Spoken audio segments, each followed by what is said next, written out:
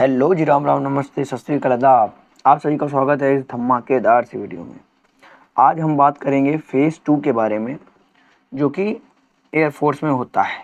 ठीक है, मैं अपने बारे में बता दूं तो मेरा नाम है उदय भान सिंह, जो कि ग्रीन कार्ड होल्डर। क्यों? क्योंकि मेरा 15 जुलाई को 2025 को फेज़ 2 हुआ था। ठीक है, 15 जुलाई को फेज़ 2 हुआ था। उसके बाद मुझे 22 तारीख को 22 जुलाई को मुझे बरेली में, कहाँ पर, बरेली में मेरा मेडिकल था, जिसमें मुझे ग्रीन कार्ड मिला है। ठीक है, और 15 जून को फेज़ 2 हुआ था कानपुर 3ASC। कहाँ पर हुआ था? 3ASC कानपुर में। तो इतना मेरे बारे में आप जान सकते हो। तो मुझे पता है चीज़ों के बारे में, कैसे कैसे आराम से होगा। इस फेज़ 2 वाली प्रक्रिया में जिस चीज़ के लिए बहुत ज़्यादा परेशानियां लोग उठा रहे हैं कि भैया SRT कैसे होगा, क्योंकि मेन यही प्रोसेस है, तो उसके बारे में मैं बताऊंगा कैसे हो सकता है। क्योंकि ऐसा नहीं कि कोई कर नहीं सकता, मैंने भी किया है, आप भी कर लोगे। ठीक है, तो इसके बारे में बात करेंगे। अच्छा, सबसे पहले मैं आपको बता दूं कि कितनी प्रोसेस होती है, क्या क्या हमें करना पड़ता है, उसके हिसाब से फिर हम आगे हम चलेंगे। ठीक है ना। सबसे पहले हम जान लें हम क्या क्या प्रोसेस होती हैं। तो जैसे ही आप सुबह एंटर करेंगे, तो जैसे ही आप सुबह सुबह वहाँ पर, कहाँ पर, ASC में जा करके अपने रिपोर्ट करेंगे। ठीक है, अब कानपुर में तो क्या है, कानपुर में आप बाहर रिपोर्ट करेंगे, सुबह 5 बजे वो बुला लेते हैं आपको, लेकिन आप 4:30 बजे जा सकते हो। क्योंकि जितना आप जल्दी जाओगे, ठीक है ना, समझना ध्यान से, जितना जल्दी जाओगे आपकी जो रनिंग है, ठीक है, रनिंग उतना जल्दी होगी। रनिंग जल्दी होगी यानी फर्स्ट ग्रुप में अगर आपकी रनिंग हो गई, फर्स्ट ग्रुप में अगर आपकी रनिंग हो गई तो बहुत ज़्यादा आराम से सुबह ठंडे ठंडे में सारा काम हो जाएगा। तो आपको क्या करना है कि जल्दी चले जाना है वहाँ पर। ठीक है, दूसरा, जब आपने रिपोर्टिंग कर ली तो जब आप अंदर जाओगे, जैसे ही आप अंदर जाएंगे, ठीक है, जैसे ही आप अंदर वहाँ एंटर करेंगे, वहाँ पर आपका सबसे पहले आपका बायोमेट्रिक होगा। सबसे पहले वहाँ पर होगा आपका बायोमेट्रिक, जिसमें आपके वो बेसिक डॉक्यूमेंट्स को चेक करेंगे। जैसे आपका आधार कार्ड है ना, जैसे आपका आधार कार्ड मान लो उन्होंने देख लिया, आपको मान लो वो आपकी आई वगैरह ले लेंगे, सारी चीज़ें, आपका फिंगरप्रिंट ले लेंगे। ठीक है, आपका डोमिसाइल चेक कर लेंगे। ठीक है, और वहाँ पर आपको अलॉट हो जाएगा आपका चेस्ट नंबर। पहली बात तो सबसे ज़्यादा खुशी वहीं पे होती है, भले कुछ ना हुआ हो, लेकिन जब चेस्ट नंबर मिलता है ना तो सबसे ज़्यादा हमें वहाँ पर खुशी होती है कि चलो आज के किसी प्रोसेस में तो हम आए हैं। ठीक है, तो वहाँ पर आपको चेस्ट नंबर मिल जाएगा। जब आपको इतना हो जाएगा फिर आपको थोड़ी देर वेट करना पड़ेगा, ऑलमोस्ट हाफ एन आवर। ठीक है, ऑलमोस्ट हाफ आवर आपको वेट करना पड़ेगा। जब आपके, और मेरे में क्या था मैं आपको बता दूं, मेरे में रनिंग के टाइम पर, उन्होंने एक साथ मेरे में दौड़ाए थे 124 कैरेट्स को एक साथ उन्होंने दौड़ाया था। ठीक है, फिर क्या हुआ क्या नहीं हुआ वो मैं आगे बताऊंगा आपको। तो ऐसे सभी जब बायोमेट्रिक हो जाएगा एटलीस्ट इतने का है, तो उसके बाद में आपको आगे पता चलेगा। हाँ, मेरे यहाँ जो रिपोर्टिंग थी, वो रिपोर्टिंग थी 300 बंदों की। 300 में से मेरे यहाँ almost, if I am not wrong, तो 247 आए थे। ठीक है, 247 बंदे आए थे। तो इतने बंदे नहीं भी आते हैं, बिल्कुल सही बात, 53 नहीं आए, है ना, तो कोई बड़ी बात नहीं है, नहीं आएंगे। तो मेरे में 247 की रिपोर्टिंग थी। अब यहाँ पर सारा गेम होना होता है। तो सबसे पहले मैं बता दूं कि कौन कौन से प्रोसेस होते हैं, उनको जानना बहुत ज़रूरी है। तो टोटल आपके जो स्टेजेस होते हैं वो कितने होते हैं यहाँ पर? वो टोटल स्टेज होते हैं 4। कौन कौन से 4 स्टेज होते हैं वो हमें समझना पड़ेगा। सबसे पहले आपको होता है PFT1। PFT stands for physical fitness test. Physical fitness test सबसे पहले वहां पर आपको होगा PFT1। ठीक है, उसके बाद में होगा PFT2। ठीक है, उसके बाद में होता है आपका AT stands for adaptability test. तो इसके भी 2 होते हैं, समझना आप, इसके भी 2 होते हैं, AT1 और AT2। ओके, कोई प्रॉब्लम नहीं होगी आपको, इतना समझ आया, AT1 और AT2। अब मैं आपको बताता हूं किसमें क्या क्या होता है। ठीक है, ध्यान देना। PFT1 के अंदर आपको करना होगा रनिंग। ठीक है, जो सुबह सुबह होगी, PFT1 के अंदर आपको रनिंग करनी होगी, जो कि 1600 मीटर की होगी, आपको सबको पता है। और ये आपको 7 मिनट में पूरी करनी पड़ेगी। रनिंग मैं आपको बता दूं, रनिंग सबसे इजी पार्ट होता है। सबसे इजी पार्ट अगर मैं आपको बता दूं, सबसे इजी पार्ट है, सॉरी, रनिंग जो है वो आपका सबसे इजी पार्ट होता है। क्योंकि अगर आपने कभी भी थोड़ी सी भी रनिंग करी है, कभी भी थोड़ी सी भी रनिंग करी, तो रनिंग आपका आराम से हो जाएगी। 7 मिनट देते हैं, वो बोलते हैं बेटा ये कोई रेस नहीं है, बस आपको इसको कंप्लीट करना है। बस इस 7 मिनट में आपको क्या करना है, कंप्लीट कर लेना है। अगर आपकी कंप्लीट हो जाएगी तो यू आर पास्ड। हाँ, इतना याद रखना, जितनी भी 4 प्रोसेस होती हैं सभी को आपको क्वालिफाई करते चलना है। क्योंकि आप एक भी प्रोसेस में जहाँ पर भी बाहर हो गए, सभी का रिजल्ट तुरंत देते हैं। जहाँ पर भी बाहर हो गए आपको घर जाना पड़ जाएगा। एक प्रोसेस में आप आउट हुए, एक किसी प्रोसेस में आउट हुए, आप घर के लिए रवाना। तो कोई दिक्कत? ठीक है, अब बात करते हैं हम लोग PFT2 की। PFT2 में क्या क्या होता है, यहाँ पर होगा सिटअप, यहाँ पर होंगे आपके सिटअप्स, कितने होंगे 10। यहाँ पर आपका होगा पुशअप, कितने होंगे, ये भी 10। और आपका यहाँ पर होगा स्क्वाट्स, यहाँ पर होगा क्या आपका स्क्वाट्स, वो होंगे आपके 20। ये भी मैं वो बोलूँगा ये भी काफ़ी इजी है, मतलब बहुत आराम से वो आपको बताएंगे 2-3 बार कि कैसे करना है कैसे नहीं करना है। सिटअप्स करनी है, अगर आप सिटअप कर रहे हो तो हाथ लगा करके नहीं उठना है। हाथ अगर मान लो आप उठ रहे हो ऐसे करके पीछे से, तो आपके हाथ नहीं उठ जाने चाहिए पहले। आपके पैर, अगर पैर ज़मीन से टच हैं तो पैर उठने नहीं चाहिए। ये सारी चीज़ें वो बताते हैं। पुशअप करोगे तो आप बता देंगे कि यार आपका पोस्चर सही होना चाहिए, क्योंकि मेन गेम पोस्चर का है। बाकी वो तुरंत वहाँ पर होल्ड वोल्ड वाला कोई चक्कर ही नहीं होता है। बस वो ऐसे बोलेगा डाउन 1, डाउन 2, डाउन 3। तो बताइए इसमें कौन सा होल्ड हो रहा है, कुछ भी नहीं होता है। अब आते हैं जब आप इसमें पास हो जाओगे, इसमें सभी पास होते हैं। मैं आपको बता दूं मेरे साथ 124 बंदे दौड़े थे, जिसमें से सिर्फ मैं बता दूं आपको रनिंग में मेरे यहाँ 7-8 बंदे आउट हुए थे। टोटल 9 बंदे आउट हो गए थे मेरे यहाँ PFT1 और PFT2 हटा करके मेरे ग्रुप से। तो मेरे यहाँ बचे थे 115 बंदे, मतलब 124 में से 115 बंदे बचे थे। PFT2 के अंदर उन्होंने सिर्फ एक बंदा हटाया था मेरे यहाँ से। PFT2 के अंदर मेरे ग्रुप से एक बंदा हटाया था, सामने वाले ग्रुप से 2 बंदे हटाए थे। ठीक है, PFT1 के अंदर 7-8 बंदे, क्योंकि रनिंग कई बार लोग नहीं कर पाते हैं, लेकिन ईजी होती है। मैं रनिंग का ट्रैक भी आपको अगर बताऊंगा अभी, ठीक है ना। अब आता है 81। क्या आता है 81? इसके अंदर जो मेन चीज़ है, जिस चीज़ का सभी को डर है, और वो है आपकी SRT, which is situation reaction, है ना, सिचुएशन रिएक्शन टेस्ट। देखो SRT का तो मैं बस ये बोलूँगा आपसे कि आपको टेंशन नहीं लेनी है बिल्कुल भी। ठीक है, मेरा पहले दिन था इसलिए मैं चिल था, मुझे नहीं पता था कि यार क्या होने वाला है। क्योंकि जब SRT का रिजल्ट बटा है ना बाद में, तो मेरे यहाँ से मतलब मैंने तो 79 गिने थे, लेकिन लोग बताते हैं कि वहाँ पर 83 बंदे आउट हुए थे मेरे वाले दिन, समझे आप। तो आप अगर मेरा ऑन एन एवरेज 80 बंदे भी ले लोगे तो मेरे पहले ही दिन 80 बंदे आउट हो गए थे, समझ रहे हैं आप। तो SRT बंदे कितने थे टोटल, मतलब टोटल हटा करके मेरे में 115 बचे, 120 बंदे दूसरे ग्रुप में।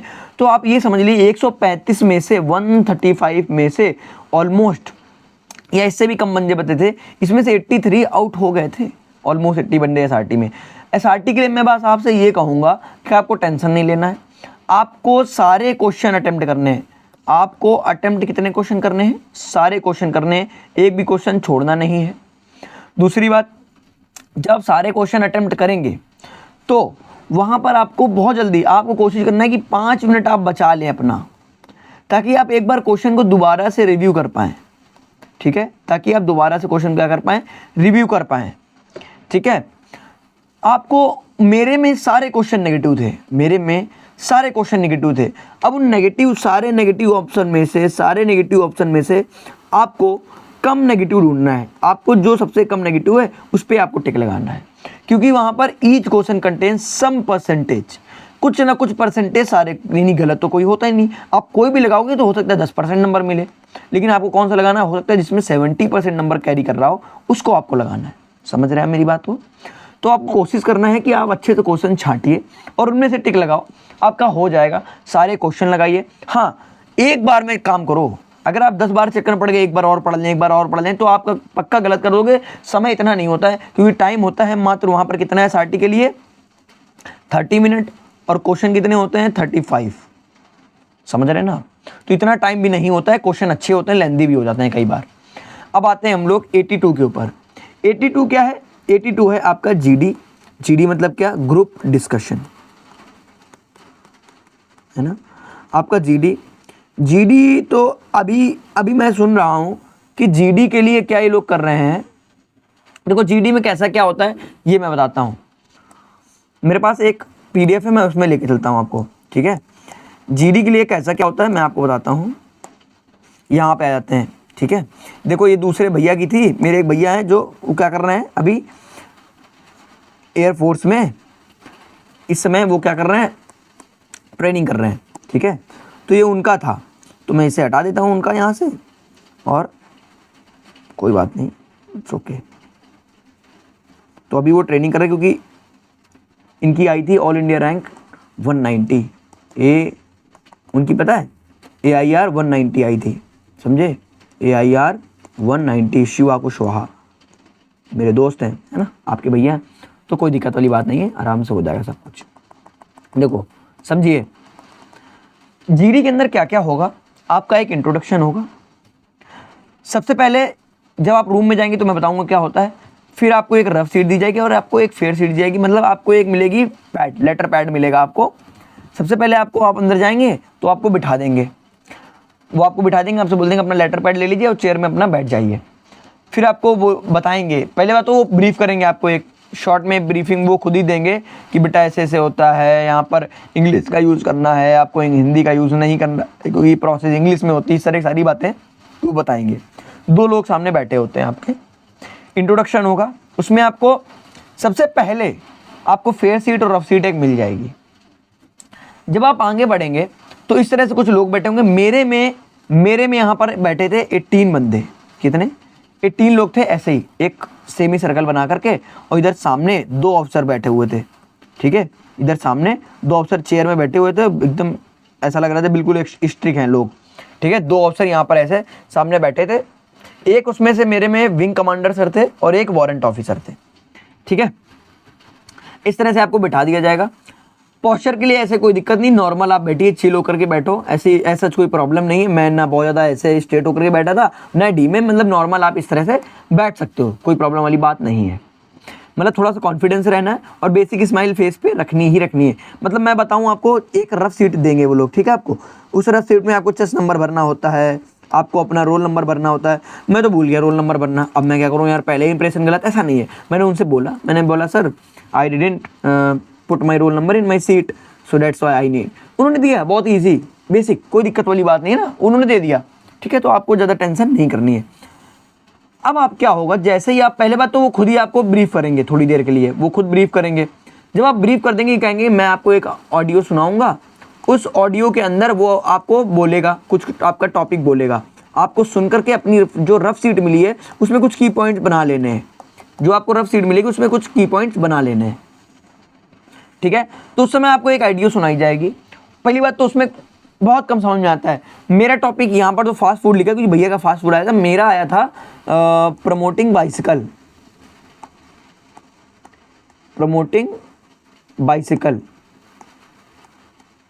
ठीक है।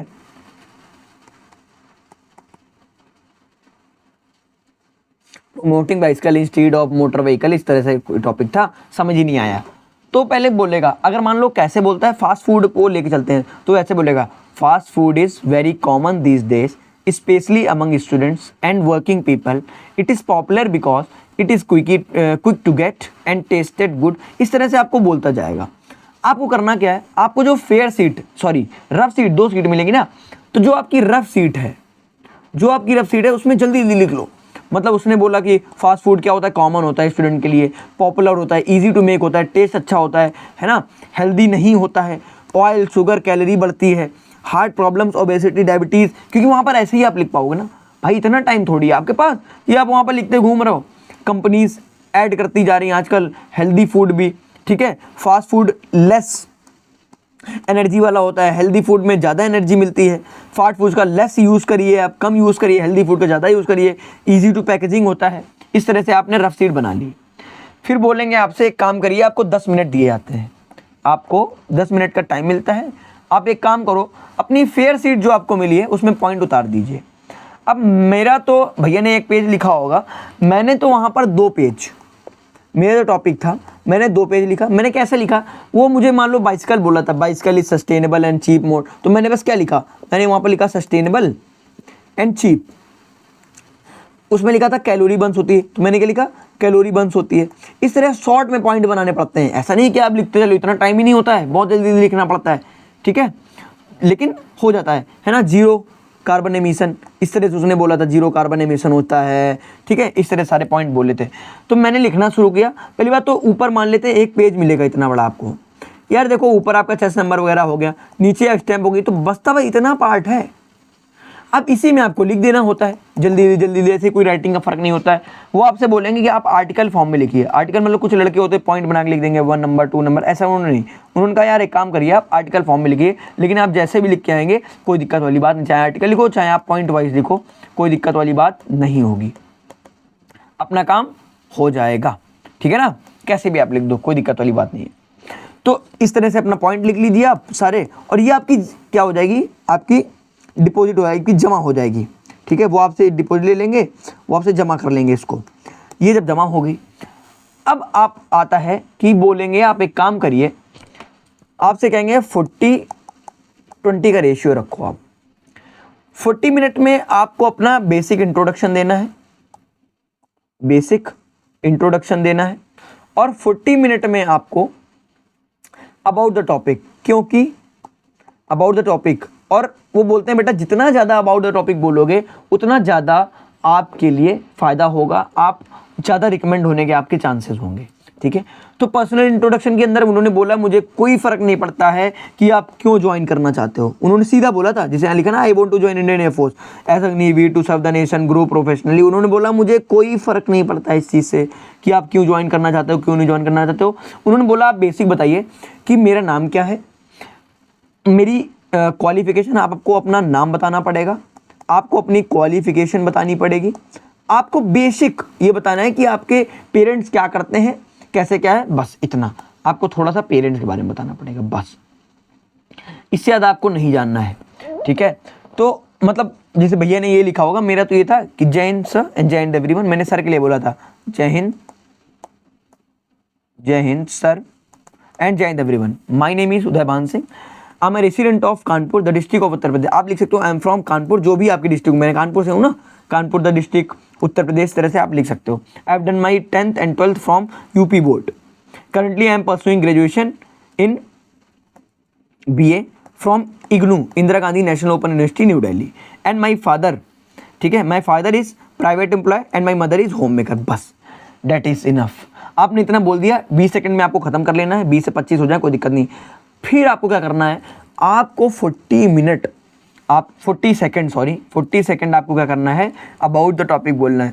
इसके लिए मैं आपको एक ट्रिक बताता हूँ छोटी सी, ट्रिक बताता हूँ। आप क्या करिए, आप मान लेते हैं यहाँ से आप शुरू हुए, मेरा बीच में था, अगर आप बीच में कहीं हैं, जब तक ये लोग बोल रहे हैं उतनी देर में आप क्या करिए, कम से कम 3 पॉइंट मिनिमम, क्योंकि इतना टाइम लग जाएगा ना, मिनिमम 3 पॉइंट्स आप बना लीजिए, बढ़िया से फॉर्म कर लीजिए, और उससे कोशिश करिए याद कर लीजिए। और जैसे आपको टॉपिक के बारे में बोलना हो, आप उन 3 पॉइंट्स को फटाक से बोल दो, कोई दिक्कत वाली बात नहीं होगी।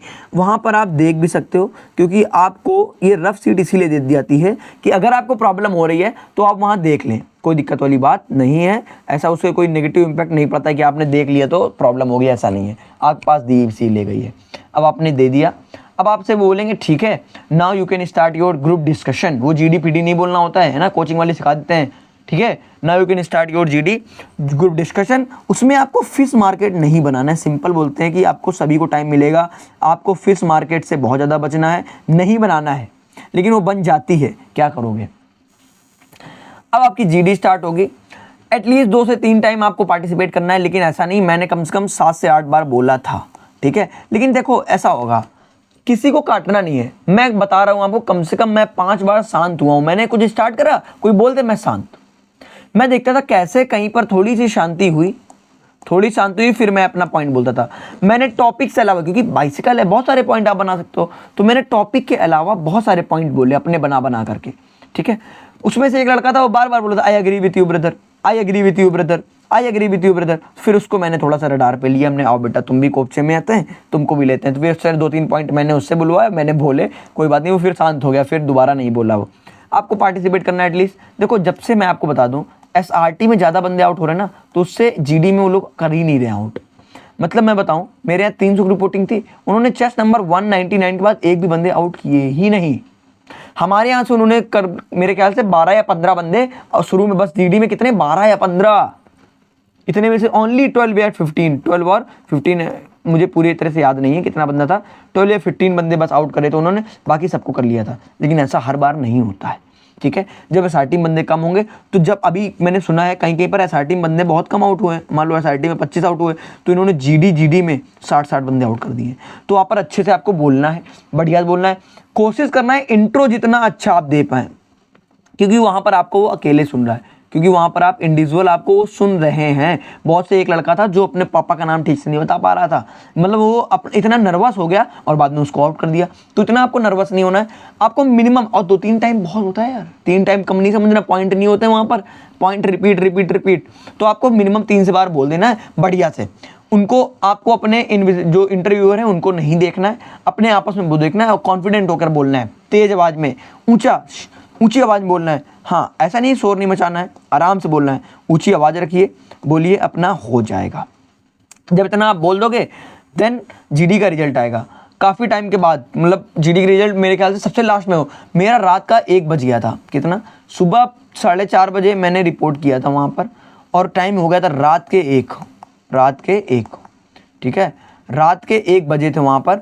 रात में बहुत ज़्यादा प्रॉब्लम हो गई थी, इतना ज़्यादा टाइम लगा दिया, वो यूजुअली इतना टाइम नहीं लगता है, लेकिन रात के 1 बज गए थे, क्योंकि वहाँ पर रिपोर्टिंग बहुत ज़्यादा लड़कों की थी। फिर आपको एक सर आएंगे, बोलेंगे देखो मैं जिसका चेस्ट नंबर बोलूँगा वो खड़ा हो जाए, जिसका चेस्ट नंबर और अपना बैग लेके खड़ा हो जाए, बस वो सबसे खतरनाक पल होता है। जैसे GD का रिजल्ट, पहले तो SRT में आपको हालत ख़राब कर चुके हैं वो, SRT में आप इतने बंदे आउट हो गए हो, फिर GD रिजल्ट बोलते हैं, और जो आउट हो गए उनको भाई बाहर भेज देंगे। उनको भी लगभग 9 बजे बताया है, तो बेचारे वो घर वाले सोच रहे होंगे लड़कों का हो गया है, लेकिन नहीं, वहाँ पर आउट हो गए थे वो। फिर आपको GD result, and then congratulation, you are selected. आप इतनी अच्छे से करोगे जरूर सेलेक्ट हो जाओगे, ठीक है ना। तो इस तरह से होता है आपका क्या, फेज 2। अब आगे बढ़ते हैं हम लोग अडेप्टेबिलिटी टेस्ट की तरफ, यहाँ पर आते हैं, ठीक है। हम लोग कहाँ चल रहे थे, हमने कहा था आपसे कि हम PFT2 हो गया है, SRT मैंने बता दिया, GD के बारे में, ठीक है। इस तरह से आप करेंगे, पक्का हो जाएगा। अब मैं आपको कुछ टिप्स देता हूँ कि कैसे रनिंग का कैसा होता है गेम। सबसे बड़ा कंसर्न ये होता है रनिंग कैसे कराएंगे वो लोग, रनिंग कैसे कराएंगे। मैं आपको बता दूं, मुझे पर्सनली वो 1600 मीटर का कानपुर का 3ASC कानपुर की मैं बता रहा हूँ, 3ASC कानपुर, पर्सनली मुझे वो 1600 मीटर लगा ही नहीं। वो 100-200 मीटर कम है, मुझे लगता है वो 1400 मीटर है, ठीक है। मतलब जब मैं रनिंग कर रहा था तो मेरे में एक लड़का काफ़ी तेज़ दौड़ रहा था, मुझे ये अंदाज़ा था नहीं पहले कि यार कितना होगा, तो मैं स्लो था, तो मेरा एक लड़का सबसे आगे था, इधर 4-5 ग्रुप, उसी ग्रुप में मैं था, यानी हम बोल सकते हैं सेकंड नंबर पे हम लोग सभी लोग आ गए थे, कोई दिक्कत नहीं थी। तो मेरे पीछे जितने बंदे थे 115 लगभग बंदे मेरे पीछे थे। हालांकि मैं रनिंग थोड़ा ठीक कर लेता हूँ, यहाँ पर भी मेरा ऑलमोस्ट 6 मिनट टाइमिंग आ जाती थी, तो रनिंग ठीक थी मेरी, तो मैंने रनिंग आराम से हो गई थी। आपकी भी, आपको कोई 6 मिनट में नहीं करना, 6.5 मिनट, आपको पूरा टाइम देंगे। असल में आपको पता है वो बोलते हैं 7 मिनट, लेकिन नहीं, आपको टाइम मिलेगा कम से कम 7 मिनट 10 सेकंड, क्योंकि वो क्या बोलते हैं, जैसे ऐसे खड़े हो आप लाइन में, ऐसे 120 बंदे दौड़ाते हैं, मान लो इस तरह से आप लाइन में खड़े हो, वो बोलेंगे जब उस क्रॉस वाली लाइन से ये आखिरी बंदा नहीं निकल जाएगा तब मैं टाइमिंग शुरू करूँगा। आखिरी बंदा जब निकलता है तब वो सर जो होते हैं वो अपनी स्टॉप वॉच को चालू करते हैं, ठीक है। रनिंग जैसे आप शुरू करोगे, मान लेते हैं हम यहाँ शुरू करा, ठीक है, रनिंग जैसे आप शुरू करोगे तो आप पहले थोड़ा सीधा जाएंगे, देन आपको ऐसे मुड़ने को होगा, ठीक है। जब आप मुड़ के थोड़ा सा राउंड लेके ऐसे करके थोड़ा राउंड, फिर एक बार आपको मुड़ना पड़ेगा, ऐसे 3 बार, जैसे आप 1 बार मुड़े, 2 बार मुड़े, तीसरी बार जब मुड़ोगे तो ऐसे सीधा जाके यहाँ पर आपको मिल जाएगा, ठीक है, सीधा आप जाएंगे और यहाँ पर आपको वहाँ पर सारी कई लोग खड़े होंगे अपना रस्सा लिए होंगे लास्ट में, और जब जो मेरा तो पता ही नहीं चलता, 1 मिनट बाद लगभग आखिरी बंदा आया होगा, तो मुझे पता नहीं कि रस्सा वो लोग खींचते हैं, ऐसा कुछ होता है। इस तरह से रनिंग बहुत आराम से हो जाएगी 3SC कानपुर में। कहीं पर भी रनिंग के ग्राउंड इनके छोटे ही होते हैं, पूरे तो होते ही नहीं है। पहली बात तो अगर पूरे भी होते हैं तो फिर कोई दिक्कत नहीं है, रोड होती है, खूब चौड़ी रोड होती है, आराम से हो जाती है। ठीक है, दूसरा जो इम्पोर्टेंट चीज़ है कि आपको जो आपका PFT 2 वाला पार्ट है, यहाँ पर बस आपको बताएंगे 2-3 बार। आपको अगर आप गलत भी कर रहे हो ना, अगर आप गलत कर रहे हो तो आपको ब्रीफ करेंगे, यार बेटा इंडिकेट करेंगे कि यार ऐसा नहीं करो, गलत कर रहे हो आप। हाँ, बार बार करते जाओगे तो फिर आपको हटा ही देंगे वो। मेन आता है 81 अडेप्टेबिलिटी टेस्ट 1 SRT में आपको चिल रहना है। ठीक है, टेंशन बिल्कुल नहीं करनी है। ठीक है, टेंशन बिल्कुल नहीं करनी है, चिल रहना है और सही क्वेश्चन को अटेम्प्ट करना है, सही ऑप्शन लेना है। आप देख लो इसमें कौन सा सबसे कम नेगेटिव ऑप्शन है। ठीक है, और आप आखिरी तक आराम से हो जाएगा, ऐसी कोई दिक्कत नहीं है। अब फेज 2 के बारे में इतना ही था, और आप जब वहाँ जाओगे ना, जब आपका हो जाएगा तो कहोगे है इतना ईजी, फेज 2 इतना ईजी होता है, ये तो हम हर बार निकाल लेंगे। कोई दिक्कत नहीं है, आप पास हो जाओगे डेफिनेटली। आप अगर ये देखोगे तो ज़रूर पास हो जाओगे। ठीक है, तो यार अगर आप चैनल पर नए हो तो चैनल को सब्सक्राइब कर लेना, और नई हो गए ठीक है सब्सक्राइब कर लो। वीडियो अच्छी लगी तो लाइक कर दो। हाँ, अब ऐसा तो नहीं, मैंने पहली बार, फर्स्ट टाइम था मेरा, मैं पहली बार GD फेज 2 जो भी कुछ होता है पहली बार गया था, फर्स्ट टाइम में। मैं देखो आज ग्रीन कार्ड होल्डर है, ग्रीन कार्ड होल्डर में, ये देखो मेरा ग्रीन कार्ड आपको मैं दिखा देता हूँ, ग्रीन कार्ड होल्डर हूँ। कोई दिक्कत नहीं, आराम से भी मेडिकल पे एक मैं वीडियो बनाऊंगा। आपको जो कुछ चाहिए आप बता देना कि भैया इस पे मुझे चाहिए, आप मेडिकल पे वीडियो बना दो, आप सेपरेट रनिंग पे वीडियो बना दो, आप सेपरेट PFT 2 पे वीडियो बना दो, मैं बनाऊंगा, कोई दिक्कत वाली। क्योंकि अभी मेरे ख्याल से सेकंड बैच का शुरू हो रहा है, अभी गर्ल्स का शुरू होगा या हो गया होगा, आई डोंट नो, अभी थोड़ा सा कम अवेयर रहता हूँ। ठीक है, इस तरह से। और आई होप कि आपको समझ में आया होगा। आ गया हो तो लाइक करो यार, है ना, सब्सक्राइब कर लो, लाइक कर दो, ठीक है, शेयर कर दो। हाँ, फिर उसके बाद में जब मैं मेडिकल का बनाऊंगा तो वहाँ पर एक जगह बताऊंगा, आप यहाँ रह सकते हो, बहुत बढ़िया अंकल है, बहुत बढ़िया है, आप वहाँ पर रह सकते हो 15 SMC बरेली के लिए, क्योंकि कानपुर में बरेली को दे देते हैं ना, तो यहाँ पर आराम से आप चले जा सकते हो। ठीक है, चलो इतना समझ में आ गया होगा, तो बस मैं इतना ही कहूँगा यार कि आराम से चिल होकर के जाइए। ठीक है, और मैं लिखता हूँ जय हिंद। सबसे बड़ी मोटिवेशन तो ये होता है यार कि हम लोग नेशन को अपने सर्व करने जा रहे हैं। और ठीक है, भैया की ट्रेनिंग हो रही है, वो बता रहे हैं, बहुत अच्छा लगता है वहाँ पर। बाहर ऐसा कुछ भी नहीं है अंदर कि यार अग्निवीर है क्या है, ऐसा कोई दिक्कत थोड़ी है। नाम भी देख लो, अगर आप इसी से मोटिवेट हो, अग्नि क्या होता है, अग्निपथ स्कीम के तहत, कोई बात नहीं यार। आप जो गवर्नमेंट की स्कीम से क्या कर सकते हो, उसमें कुछ नहीं, या तो आप अपोज करिए, आप ज्वाइन ना करो, लेकिन ऐसा नहीं होता यार, करना तो पड़ेगा, कोई ऑप्शन नहीं। या तो आप अफसर बन जाओ,